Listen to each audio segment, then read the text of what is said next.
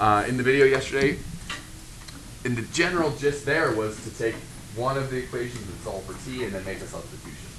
Now, I don't necessarily recommend that in this particular case. The reason is because I'll tell you right now what the solution you'll get is you'll get y equals 3 sine of cosine inverse of x over 3. That's not very satisfying. It's not really very correct either, because of the domain restrictions of these functions, and I don't know, maybe after your experience with just the very basics of parametric equations, you can even already guess what this thing is. What is it? Circle. The circle centered at the origin with radius 3. It looks like, I think that's our guess, even though you're still kind of new at parametric equations. That's a great guess. I think we're right. And furthermore, you have an older experience in your life. What's the equation? What do you think the equation should be in rectangular coordinates of this function, of a circle? Remember from equals not x squared plus y squared equals 9. So we already have a guess as what the answer should be, and it doesn't sound a lot like y equals 3 sine of cosine inverse of x over 3. That doesn't sound right to our ears. Could we prove algebraically what we kind of already feel to be true, that the equation should be x squared plus y squared equals 9, right? That's kind of our prior experience. So I think that we can do that. Maybe we can go out on a limb here and just hypothetically wonder together what x squared plus y squared does equal, if not. Let's see what we get. 3 cosine t squared plus 3 sine t squared. Right? This is not us making some faulty assumption. We're just wondering what is x squared plus y squared equal in it. And so, do you see? Maybe you already see all the way home on this, right? Of course, this is x and this is y here and here. So we get 9 cosine squared t plus 9 sine squared t. Now do you see what's going to happen? No, cosine squared plus sine squared is 1. You are very loud, Serene. So what do we get? We get the desired equation that you know and love.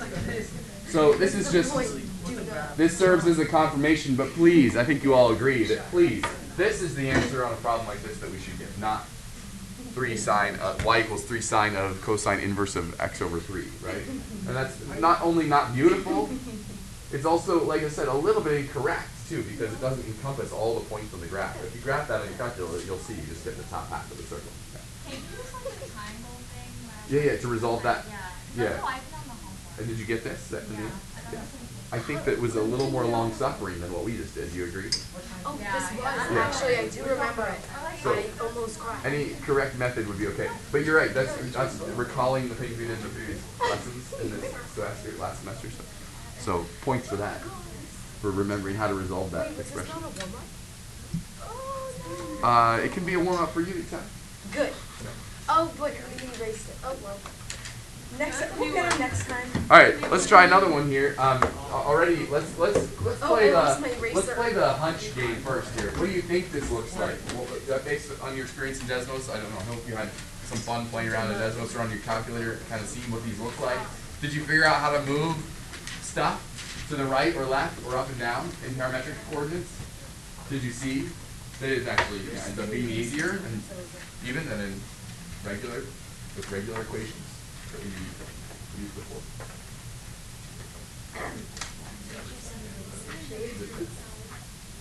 So what do you think this is?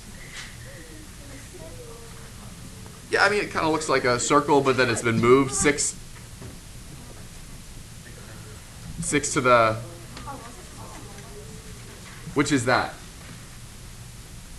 It's been moved 6 right, yeah, and 5 down, right? Which is exactly what you would expect. Okay, so let's just cover those up there. So it's a circle that's been, or is it, wait, that's not really a circle though. It's an ellipse. Can you justify why you think it's an ellipse? Because there's 2 radiuses. The 2 radii, yeah. You just got corrected. Yeah, it's okay. So you also have a good sense for how dilations happen, and they happen very nicely in parametric coordinates, right? So this is like the unit circle. It's been dilated 3 in the y direction and 4 in the x direction. So that does produce an ellipse, and then move that 60.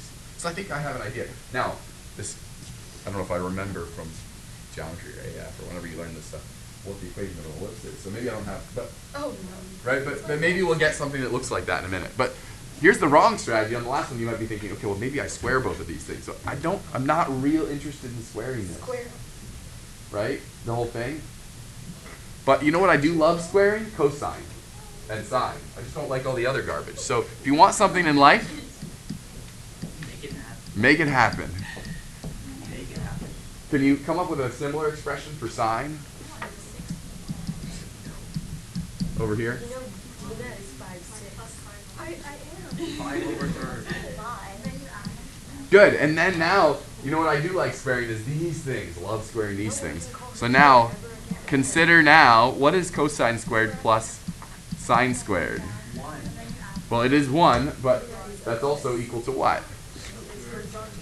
X minus 6 over 4 squared plus y plus 5 over 3 squared. And yes, that also equals 1. And in fact, in front of us, we have an equation with x's and y's and no t.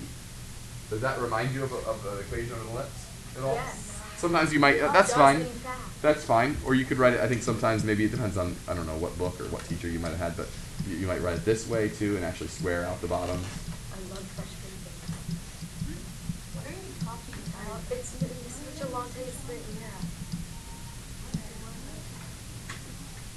yeah. Is that? Embarrassing.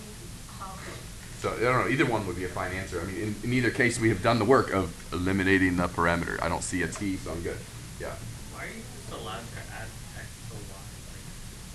Yeah, we're not. We're just making the observation that, like, this is neat, and Aiden, you're with me on this. You're like, yes, I agree with those things. And then I'm just merely observing with you that isn't it true that if one were to square this and square this, that when adding them, you would get 1? Yeah. That's all we're writing down, aren't we just writing down that observation?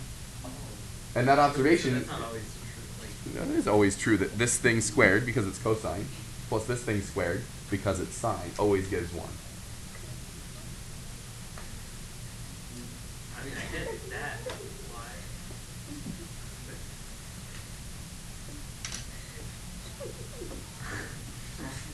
I just like, I don't get how the x and y are related in a way that you could just. Well, I don't know how to- we can bring them together because x and y both depend on t, right?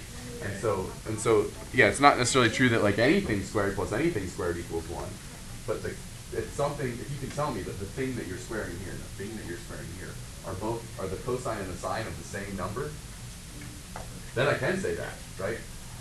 Yeah. All right, and yeah, so that kind of ends the limiting the parameter discussion, and I think you already, as you go back to your homework, I don't think they had any like the second one, but certainly they had ones like that first one, and that may answer some of the questions you had from that. And then let's also say what the equation, finally, we'll culminate here. We did all these crazy curves, and we've got all these ellipses, and now let's go back all the way down back to a line. Did you come up with, were you able to play, by play I mean, with Desmos or whatever else, did you try some of the ones I suggested on that slide, the video? So you get these nice pictures of Lissajous curves, all sorts of wonderful pictures you can get. And now, again, we're coming all the way back down to a line. It actually gives us a little bit of pause to think, okay, well wait, how do we just even come up with the equation of a line in this context? This is certainly a problem we should be able to solve. If someone gives us 2 points, can we come up with some parameterization of the line? So it's a very clear goal, and it's definitely something we want to be able to do. I'd like to kind of take us through this, and I'd like to go back to vectors a little bit, okay? Make some connections here today in a way that I think you'll like. So the goal of any equation is to write some statement involving x and y that like forces our hand, right? If we write down an equation that involves an x and y and this point P, that is this generic point P, we want to write down some restriction on it that requires that it to be on the line. So that will be our goal, is to come up with some general equation that involves x and y, such that if it satisfies that equation, then this point P will be on the line. If it doesn't, it won't be on the line. So the vector approach that I'm going to ask us to take is to consider the position vector of the point P, just temporarily. Here.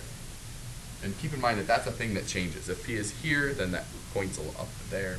If P is down here on the line, then it points over to here. The red vector changes how it looks. It always comes from the origin to some generic point P on the line. Keep in mind that A and B, though, are given. Those are fixed. Someone gave us those 2 points. 2, -3, 17, 35, or something, whatever. So I'd like to draw your attention to these two vectors now. So keep in mind that OA is always, no matter where P is, OA will always be this vector right here. It'll be fixed. It'll always be the vector from O to A. And then this vector here from A to P is another interesting one. That one always changes, but it does so in an interesting way. I'm going to highlight in a second the vector AB. And I want to ask you, what's the relationship between vector AB and vector AP? That is, the vector AB, the vector from A to B, and the vector from A to P. They're parallel, or what else want we say it? They're scalar multiples of each other, right? Regardless, now keep in mind, that's just not because of where P is right now. That'd be true no matter where P is, right? Wherever P might be along this line, AP will be some multiple of AB. So let's actually come out and say that as well. So AP is equal to T, some number, times AB. And there's a reason I'm using T here, maybe, or you can already see where we're headed with this, maybe. You could use another letter, but T is a good letter. Oh, we didn't stop to highlight this either. Is it okay to say that OP, the red vector, I mean, the whole reason we even started with these 3 vectors in mind, is that OA, I'll dial it back here. Isn't it true that OA plus AP is equal to OP? How do we know that? OA plus AP gives OP. You add the vectors end to end, right? Right? Yeah, Josh. Right, yeah, so now it depends on what AP is, right? But certainly true that, I mean, you don't even have to see a picture to know that if I add OA to AP, I get OP, right? Just by the definition of like what it means to add vectors. You have a vector from O to A, and then a vector from A to P. When you add them, you get a vector from O all the way to P. And the picture shows you, though, too. Remember the parallelogram whole thing? You just add them end to end, right? Now, it's true. You might be a little bit disconcerted because, like, P is a thing that changes. But regardless of where you put P in this picture, it will still be true that OA plus AP will get you to P. So then now we'll make that replacement here, right? Isn't AP, the vector from A to P, isn't that just, wouldn't we say that's just a multiple of AB? So now I think we're in a really good place. We have a vector, the red vector OP, as being equal to OA plus some multiple of AB. And keep in mind that OA and AB are predetermined in this problem. Those are 2 things that are basically given. I say basically given because OA is given, but AB has to be computed if you give me 2 points, right? Head minus tail to get that. So really that's the equation we're looking for today. I'll put a finer point on it by putting it like this in this box. But keep in mind that each of these is just what I said here. By OP, I mean the generic point we've been talking about all along, which we don't know what it is yet, x, y. But it's going to always be equal to A1, A2, that is the coordinates of A, plus T times the vector from A to B. And isn't that what that is? It's just us doing the head minus tail rule. So we want to kind of think about this first vector as being the position vector. That's where we kind of are thinking about where we start on the line. It doesn't have, you could start anywhere on the line, but if we're here, we're kind of thinking about this as the place we start. And then this vector over here, the vector AB, is our like direction vector. That kind of tells us once you get to the line, the direction in which to go in order to find more points on that line, you know. Maybe. I noticed that the homework, doesn't matter which way the vector goes, even if you have a larger point as the first one. Yep. Absolutely, yeah, you can do it either way. We could have made the position vector the vector from O to B. And then the direction vector could have been either AB or BA. Which means that there are an infinite number of correct parameterizations of the line. All of you theoretically could have different equations. You could all be right. I think that it's most natural that we'll probably almost all agree on what the line should be, but that's not necessarily the case. A couple things to note about this too. If t is 0, where does the vector OP, the vector to x, y, that is, if t is 0, where does it point? Point what? If t is 0, we're just pointing at what point? A, right? What if t is 1? Where are we pointing? Add them together. Yeah, we'll be pointing at point B, right? And if we point at some other t value, we'll be at some other multiple of this vector. So say you want to be at, like the picture shows, say you want p to be like exactly as far away from A, like twice as far away from A as B is, right? Like, you want that to be like twice as far away. Well, it makes complete sense, I think, in our minds to let t be 2 then. Don't we want basically like a vector? We want to go to here, and then we want to go twice as far along here, Say you want to be down here. You want p to be here on the line. That is the same distance from A as B is, but in the opposite direction. Well, I think, doesn't it make sense to let t be -1, just based on what you've already been thinking about recently with vectors, and what scalar multiples will do for you in life?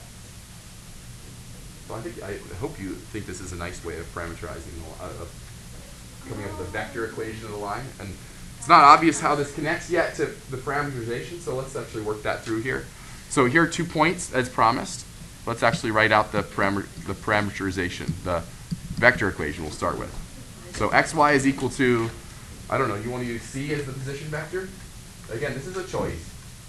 So you want to make c the position vector? Sure, I don't know. So this is OC, I guess we call it, plus t times, and now we're going to construct the direction vector. Let's make that the vector from C to D.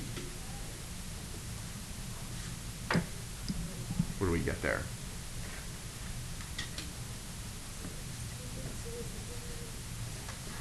Six, 2, yeah. Head minus tail, do D minus C. And let's just verify again the things we said on the last slide. If you plug t equals 0 in, do you get point C? If you plug in t equals 1, do you get point D? Yes? You add the vectors back together. Okay.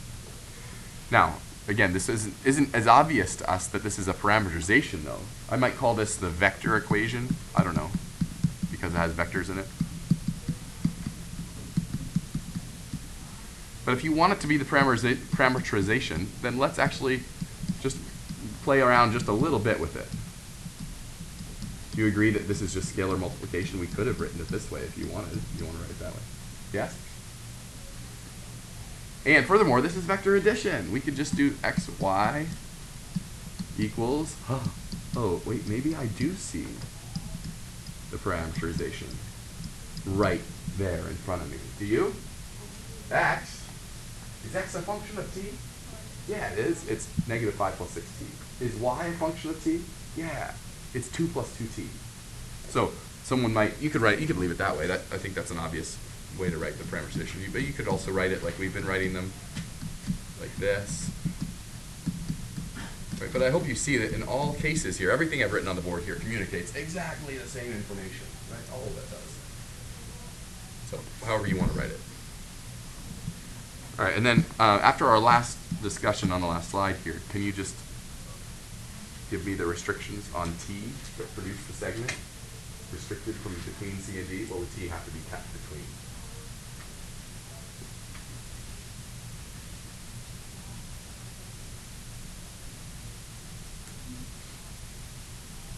Everyone turn to your neighbor and tell them.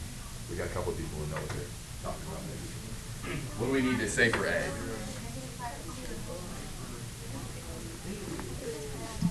T needs to be kept between what and what? All right, what do they say? What do you say? 0 and 1, right? Isn't that the thing we just said? If you're at 0, if you plug t equals 0 in, you're at C. If you plug t equals 1 in, you're at d. We don't need to say too much more. If you plug in t equals 0 to our equation here, wherever, how about here? Oh, so You're at c. Okay. If you plug in 1, you'll be adding these two together. You'll be at d. It's like the way we built the equation was so that would happen. I mean, that was Oh like my God. that's how we constructed it. So it's not it's nice, but it's also not a huge surprise that happens because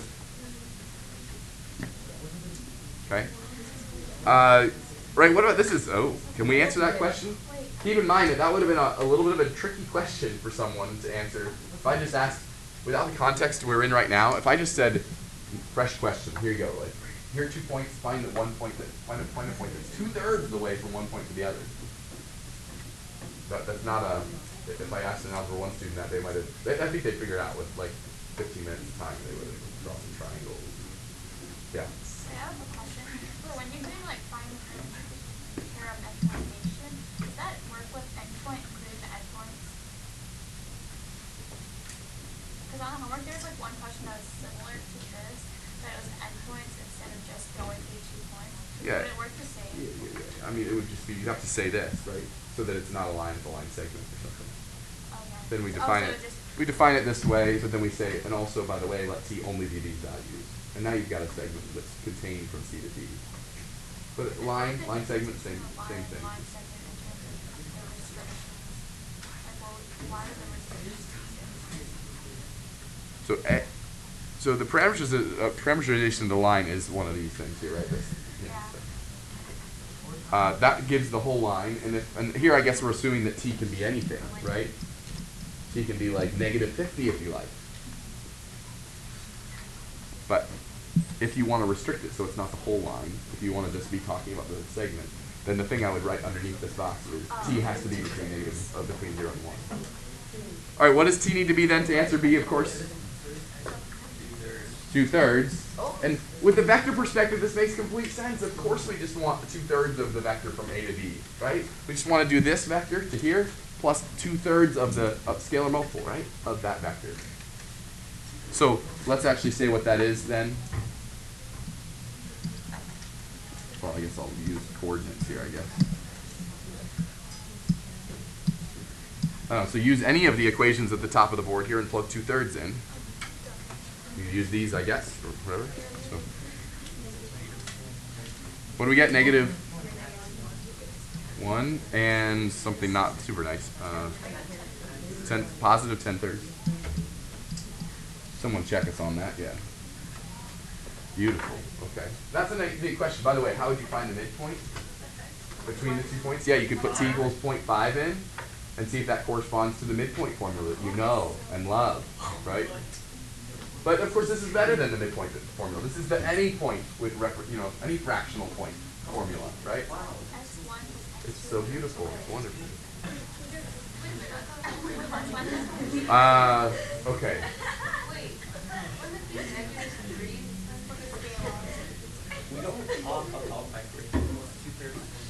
You okay with that?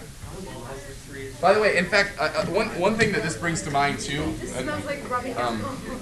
One thing this brings to mind is, to be fair, and I don't know. Sorry if I'm talking about math too much. Okay, but honestly, if someone were to come up with a midpoint formula, here's something that I think is frustrating about the midpoint formula. It's not immediately obvious, I think, that the midpoint between 2 points, let's just talk about one dimension, is the average of those two values. Exactly. That doesn't make sense. That actually doesn't make a lot of sense to me. To me, the midpoint, if like this is 0,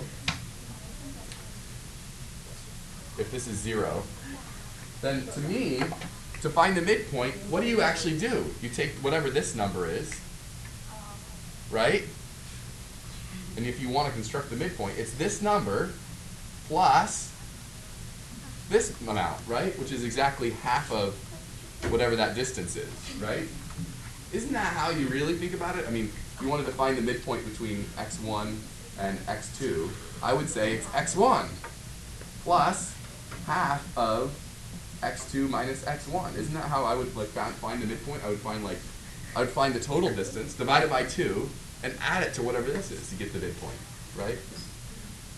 Isn't that how you would do it? I think it makes perfect sense then to do the same thing. To do the same thing.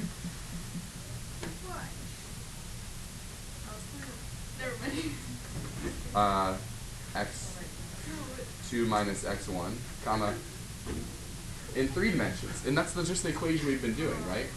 So I actually kind of prefer this as the midpoint formula, right? This comes out to be the average of the two. This comes out to be the average of the two. Simplify it, and you'll get x1 plus x2 over 2 and y1 plus y2 over 2. But I think it's most natural, actually. I think it's most natural to think in these terms, right? Where we are plus half of where we need to go, you know? That's actually maybe the most natural term. I think you have to do the work of justifying like why it's the average. That's weird, actually. Especially when you're in 2 dimensions or 3 dimensions or something. And I'll leave you with this one bonus thought. We'll do some more on this for sure with lines. The next thing we're going to do with lines too is in 3 dimensions. Can you already see how that lesson will take us approximately 2 seconds? Can you already think about how this will nicely extend to any number of dimensions? That's not something your version of any other equation of a line that you've ever met in your life before generalizes, right? This one does though. Just add one more coordinate, and you've got a line in 3 dimensions. You can't do that to the midpoint formula? Yeah. Then that will find you the midpoint in 3 dimensions.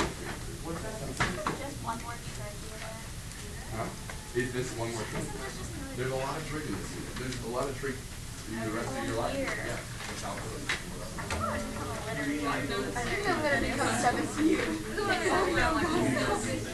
Alright, so we're switching gears. We're switching gears a little bit here. Yes, it's too sassy. Yeah, I don't know. Oh my god, why do you? Alright. Now, I have to give a couple disclaimers on here. What are we done? 15? We have 10 minutes? 20. Oh yeah, only 5 minutes. Yeah, okay. So good. We have 15 minutes. Let me say a couple things just for fun here, guys. So I will say, in some sense, you could maybe just like skip a lot of the first page if you really wanted. All the rest of this, just glance forward. All the rest of this, the page 2, 3, and 4, are all things that you completely recognize. Just glance at the problem. Then I go, oh yeah, we got the airplane bearing problem. Okay, great. Okay, we got the whatever. Right? Typical. The first. So this is all good practice for tomorrow's quiz. Absolutely. Yeah. Now, the first page does have some things that I think are interesting and I want to say, but they won't necessarily be the focus of the quiz tomorrow. But it's thought you might like to know. You ready? Okay. Doesn't matter. Okay, here we go. So first of all, I think we mentioned this maybe a little bit, but no, number 2, well, here, let's go down to, how about number 3 and 4 first? Okay, so let me just explain the answer to how to get these. It turns out that we didn't mention how to know which way it points. So if you cross U, you do U cross V, which way is the cross product? It's either this or it moves down, right? Which way does it go? And the answer is you can think about it in terms of the right hand rule, which comes in handy in physics. So you point in the direction of the first vector that you are crossing. So here's U, here's V over here. So if you're doing U cross V, you're pointing toward U, and then you turn your hand toward V, your right hand. And the direction of your thumb, if you curled your hand that way, your thumb is pointing in the direction of the cross product. So U cross V is, and you could actually use your 2 fingers to show it. U cross V is pointed up, right? Now, what happens if you had done this one, cross that one? Well, in order to curl your hand in that direction, you would have to do that, right? If you were to curl your right hand in that direction, if you were to do this one cross that one, it would be down, right? Oh, you want to do that? Curling your hand. You have to curl your hand. You want to be wrong, that's fine. Yeah, it's the direction you curl your hand. This also explains the coordinate system that we drew the other day. You can all prove this just for fun. Try doing I cross J. Guess what you'll get? Yeah, I cross J gives you K. You can try it if you don't believe it. Actually, cross I and J and you'll get K. Which means that X goes this way, Y goes this way, and Z goes this way, right? And if you draw the coordinate system not that way, you're wrong, right? Like, it's got to be that way, right? X, Y, Z. You know? So that explains 3 and 4 a little bit. It's not a huge point of focus of this class. I just thought we'd mention it. So no need to like take notes on it. The other thing that's interesting too is we said that the magnitude of the cross product, does have some meaning. And here's one way to say it. It's this is the answer to number 2. Is the area is the fill in the blank there of the parallelogram, and by the parallelogram here we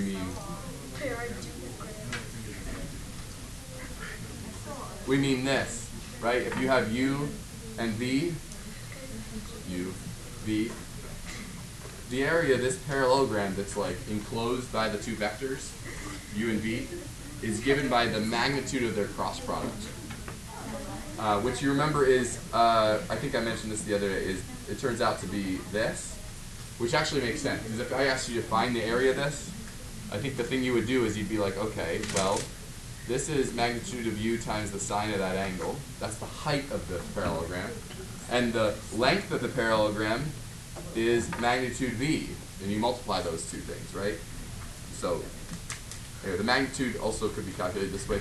But so when it comes to doing, so that's the fill in the blank. When it comes to doing those ones on the bottom, it asks you for not the area of the parallelogram, the ones on number 8 and 9, but the area of the triangle that's enclosed by the two vectors. So I guess that's actually this distance, but that's okay. Well, you just need to calculate the cross product, find its magnitude. That'll give you the area of the parallelogram, and then what? You can find the area of the parallelogram. Can you find the area of the triangle? Yeah, just do what? There's not like a resounding. How do we find the area of the triangle? This triangle right here.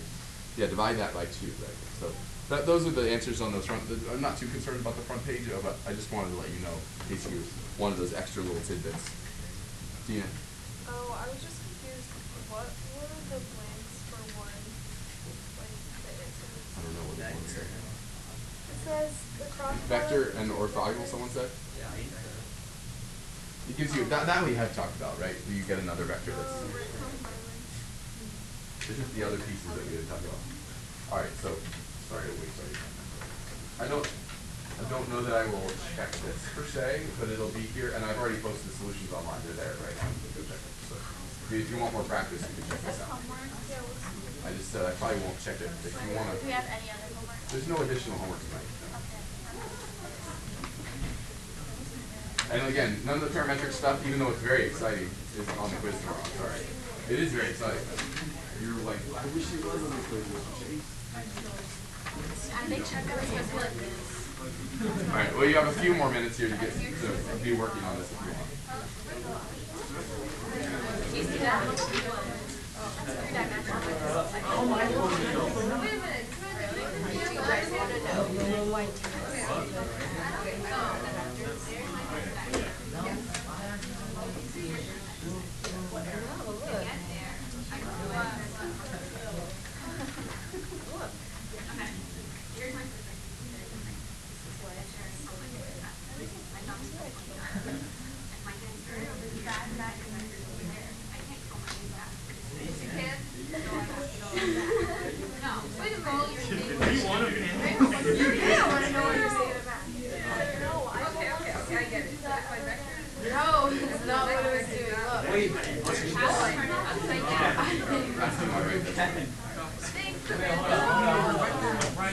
Wait, what? It's your name.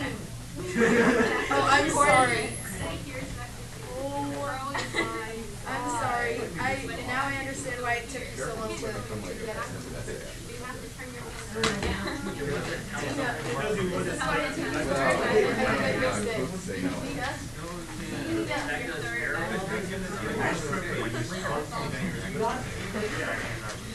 Yeah, no, it looks very good. There we go.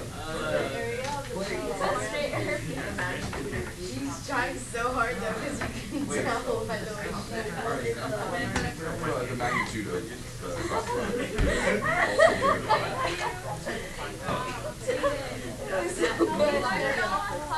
Shut up. Aiden, you should have seen what I did to Dina. Why she's so salty. Wait, are you checking homework? Because I ain't showing you.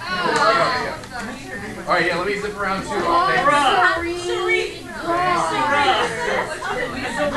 I spent so long working on this. Never mind. Everyone say thank you, Sri, for reminding me to check your homework. Thank you, sir. I spent so long. Give her a hug. I think we're all saying that as if none of us did. I'd like to check your homework 4 and 5, and it has to happen inside of 6 minutes. Homework 4, remember, was a worksheet to show me what. Good. I got it, Miss Chase. Homework 4. Okay, now look at my homework 5. Flip. That's what I came for. I got it. Homework 5 on 2 pages. Flip. Sorry, I split for you. I beat better than homework. Come on. Did you see that? Get out of this classroom right now. No. Okay. You were. I've never typed one. Oh my God. Why is you want to know what I did to Dina? You know why?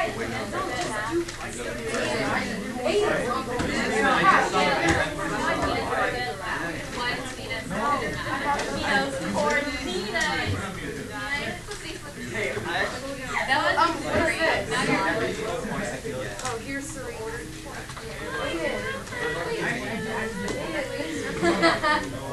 Wait, I just lost my notes. Oh. That's, I did that. Why are you like that?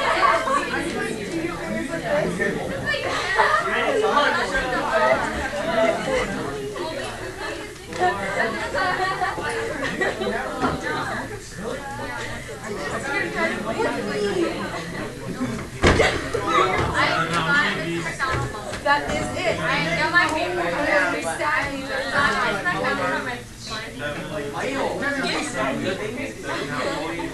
No, last night it was so funny because she was literally biting her lips. God, doing a gibberish. Oh, God. Of course you got straight. You probably got straight. At what? Grace, what's happening? Straight lines out of E's. It's like 100. Show it to him. Thanks. Her hand. Where? My arm. How? I was a girl.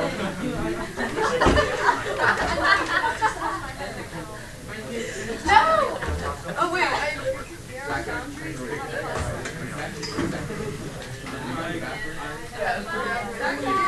Oh God. You can't do it. You can't.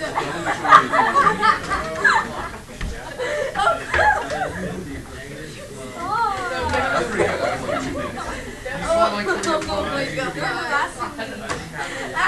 It's only E's high. Not true. No, It's not even slightly true. Serene is the worst. Serene is the worst. Okay, you know what? Hey, this is not Serene's joke. I asked you my to say it, you didn't say it. Oh, no, give me deliverance. Okay, Mr. Chase, you want to hear the joke that he made about Dina? He was just like, oh, why is Dina so good at math?